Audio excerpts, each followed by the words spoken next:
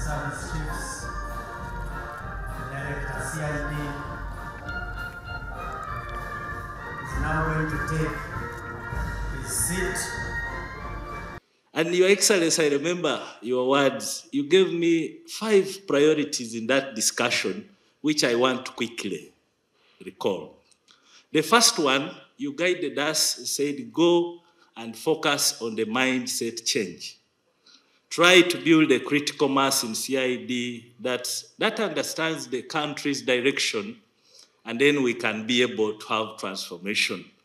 Your Excellency, I'm very happy that in the last 2 years or so, you have supported the training of 450 officers. Now, I want to conclude my remarks, Mzee, by requesting for 1 or 2 things from you.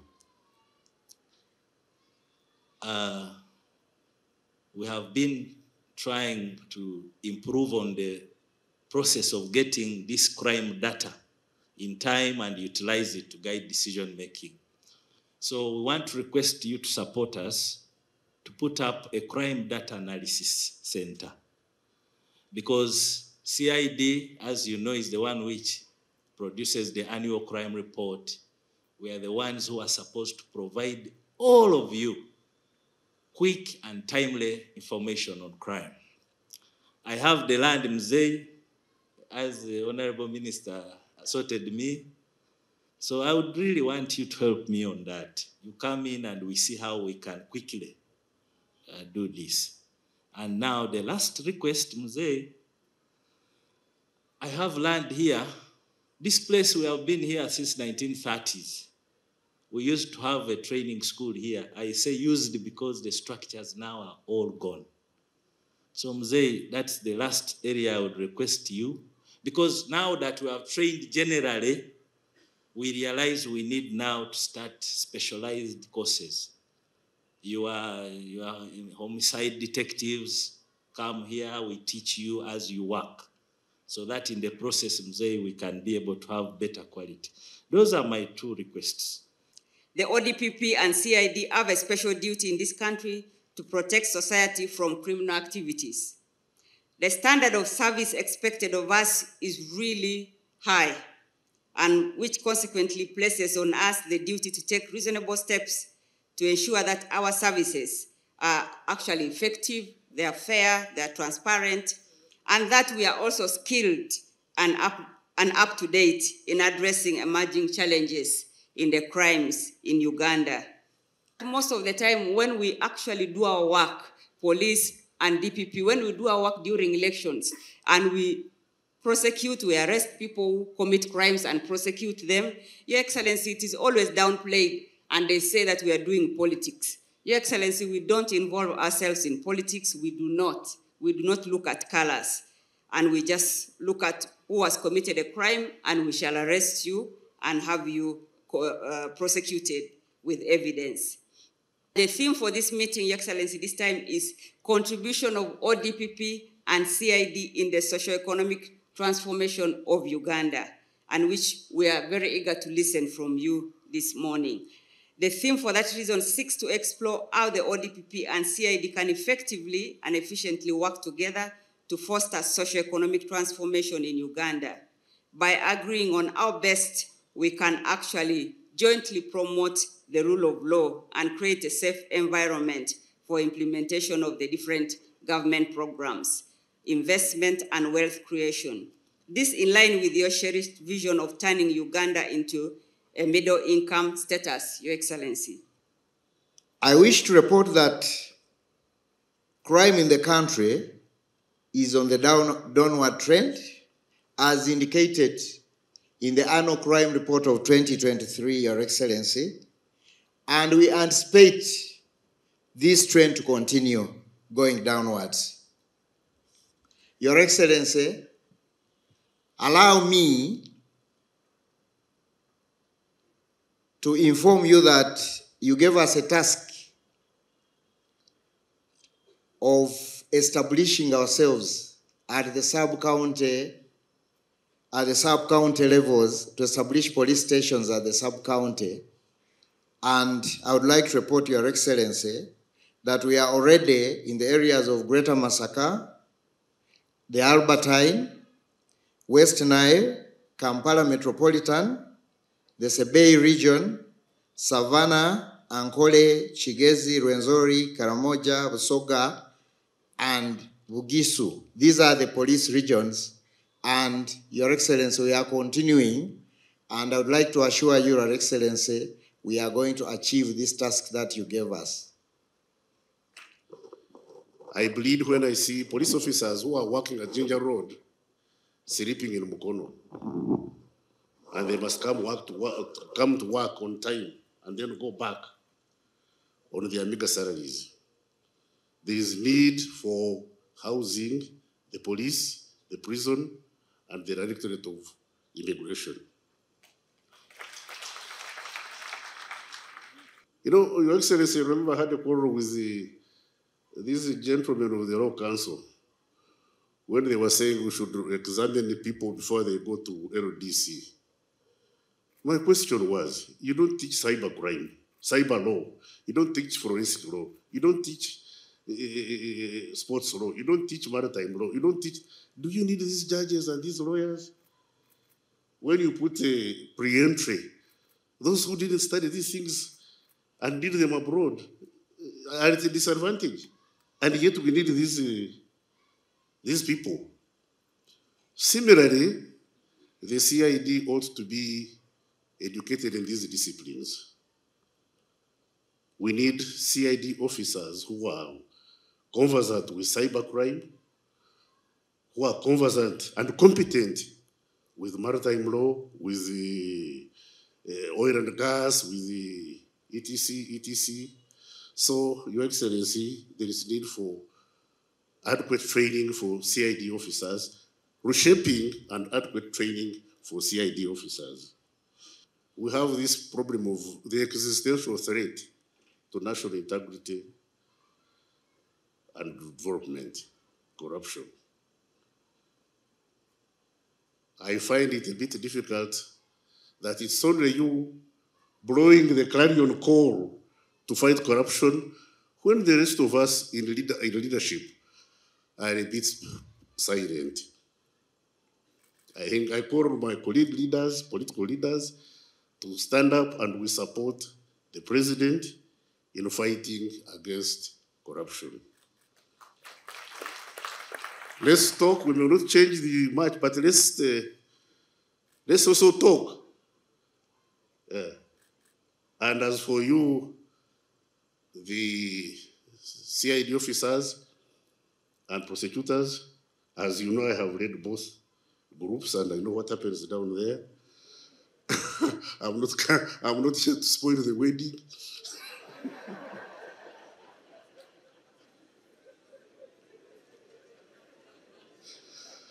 But I beg of you to do internal search and have a perpetual recitation of mea culpa. That's what will solve your reputation and cause the advancement of our society. I want to thank Magambo for this effort of trying to make you belong to Uganda.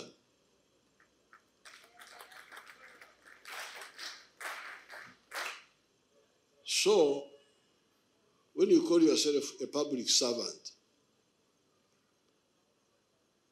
a public servant of where? Of Uganda, or UK, or where? If you say you are UK, then of course you are in the wrong place. Because this is Uganda. The Uganda have described it to you. So our advice that time was, why don't you get the small salary you get, but handle the issues of welfare collectively? In the UPDF, we encourage the building of army schools. Why don't children of biological children, not relatives, not what, because that also becomes another complication. Why don't the biological children of the soldiers, and by extension you can say of the policemen, of the even other public servants, if they had listened to us, but they were not, many of them were not even listening to what we were saying. Even if I'm getting a small salary, but if my child is studying free in an army school, in a primary school, a secondary school, a technical school, maybe when it comes to university it may be difficult because it may not be easy to build army universities and so on. But at least these lower levels, our children could study free through our institutional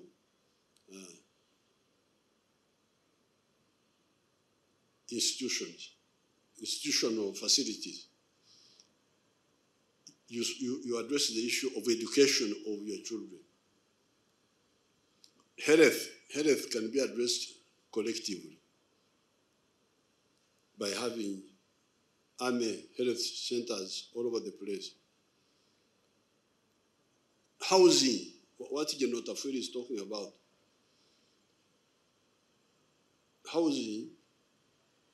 Houses built by our own internal capacity.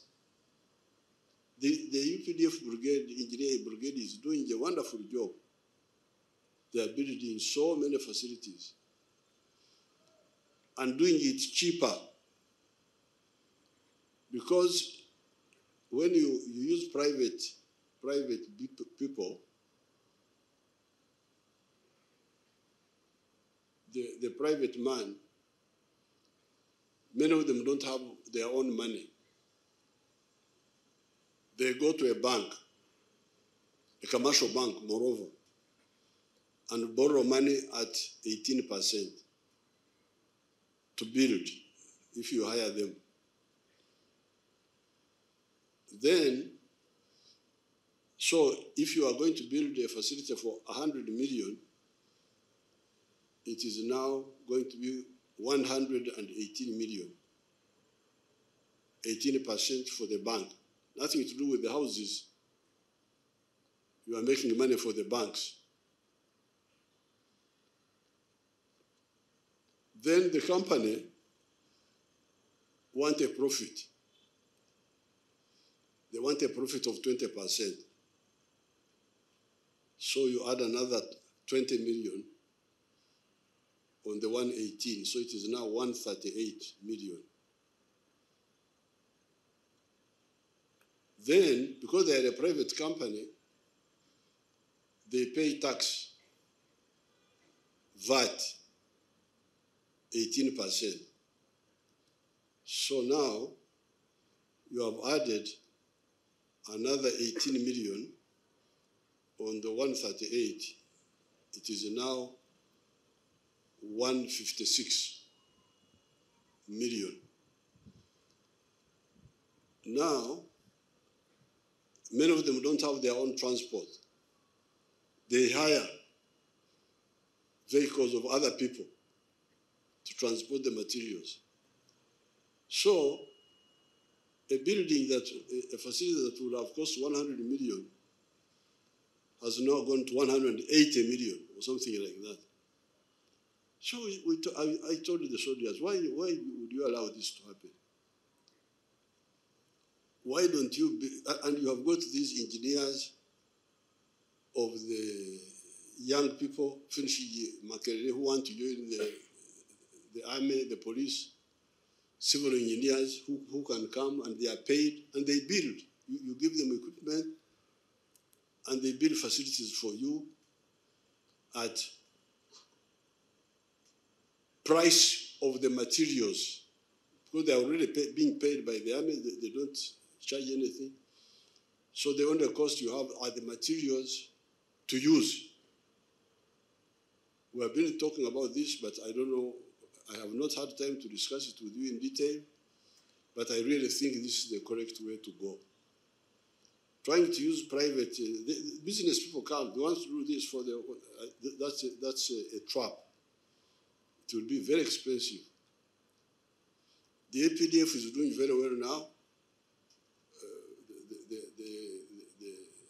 They have built so many facilities. You can go and share with them. Now, so that one would solve the issue of institutional housing. Instead of these policemen, as General Tafuri is saying, staying in Mukono, in all those places, stay near the workplace.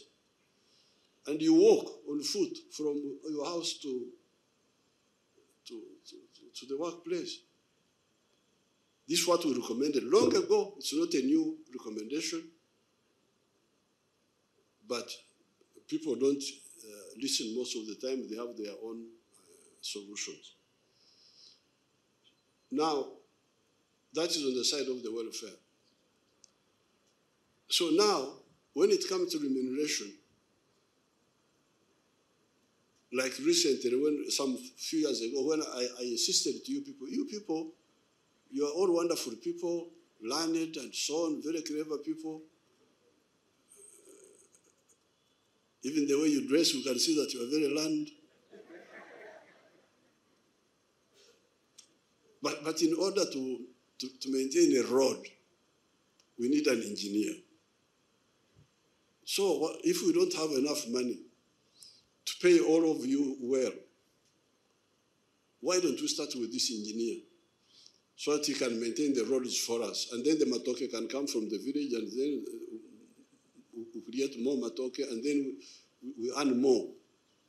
And the doctor, so that's why I insisted that the scientists are paid more. Fortunately, some of these groups are not so many. Like if you look at the government scientists, the researchers in the agriculture, the engineers, civil engineer, they are not so many. So actually they can be paid because they are smaller, but they are very crucial. The doctors. Then slowly we said, okay, we added now the prosecutors. We shall get to everybody. But these number plates of Tampeco, the old ones, they just remove them or change them. But this digital, you touch it, the central command is alerted. That's what I liked about that technology when I listened to it carefully. And I said, can it work? Then people went and they said it can work. If it can work, that would solve so many of these problems. Because that would mean the criminals would fear using cars, fear using motorcycles. If they start using bicycles or walking on foot, then that will mean they will be less efficient. So therefore, I would want to advise you people, make use of technical solutions.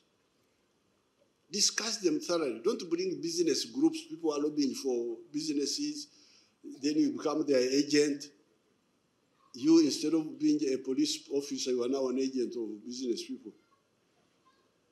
Get the technology. So whenever I get some of this technology, my first question is, can it work? The science, is the science correct?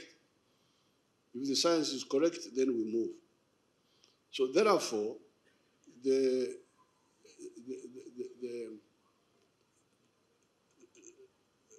these technical solutions will help you. Now, regarding the other digital telephones, social media, absolutely, you need to get equipment for that. Therefore, coming to the crime data center, I totally support it. We shall have to build it.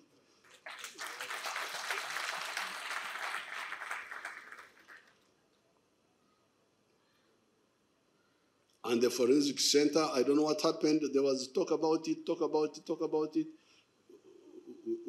We shall have to work on it. I like the ideas of Justice Abodo, like the land issues being handled promptly, locally, instead of filing lawyers and so on. That's you study Abodo's idea of handling them off grid. directing the villages. You study it. Now, finally, the issue of bail. Because this issue of bail, if the case is ready for trial, I think is really a big mistake. I can understand if the case is not yet ready for bail, after 6 months, you can think of bail. But if the case is ready for trial, why do you not try it and finish it? Especially if it is a case of murder or corruption, like in the case of these politicians, or rape or treason. Why do you concentrate on, even for the accused? I would want to say, you try me quickly and I prove my innocence. Why do you want to prolong it? So I think the Attorney General should see how to help us on the issue of bail. The Chief Justice, through Chief Justice's instruction, had clarified that applying for bail is a right. You can apply. But granting bail is not a right. It is a decision by the judge, taking into account the circumstances. So those judges who are just giving bail because it's not a right. It's not a right because, yes, the accused has rights, but the victims also have rights. You cannot say that the rights of the accused are the only rights in the Constitution. Because, be careful with these Africans. Africans still believe in the law of Moses. An eye for an eye, a tooth for a tooth. This is their justice. This one of Jesus, loving your enemies, that's a new idea.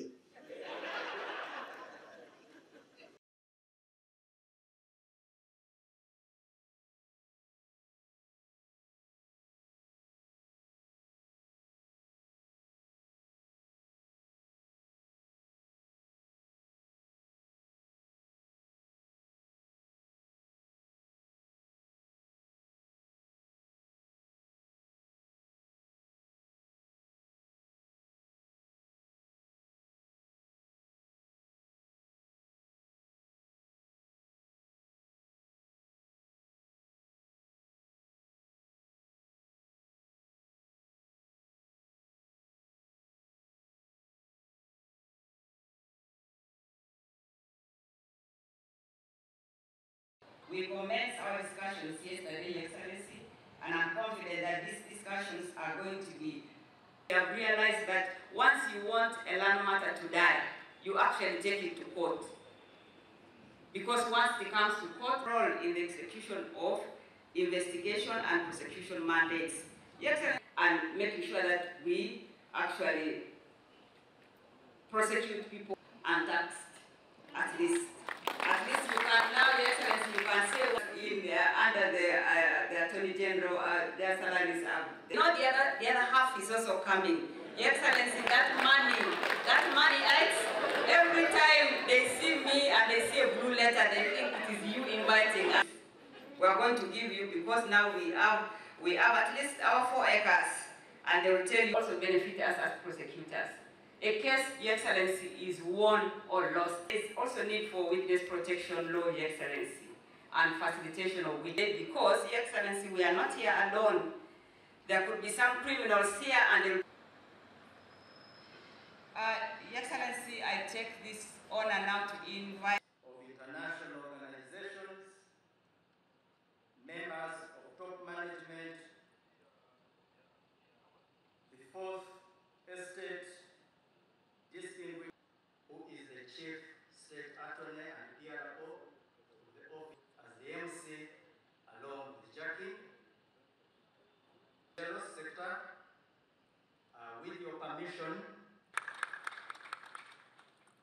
we have in our midst the Inspector General of Police, Mubiru, the Director, Forensic Services, the Director General members of the senior management of the Office of the DPP. Before you is Assistant Commissioner of Police Tuma Soke, the Masters of Ceremony of DPP, Jacqueline Okui. It's my distinct various positions in the jail sector. With your permission, Your Excellency. Your Excellency, the President of the Republic of Uganda and the Commander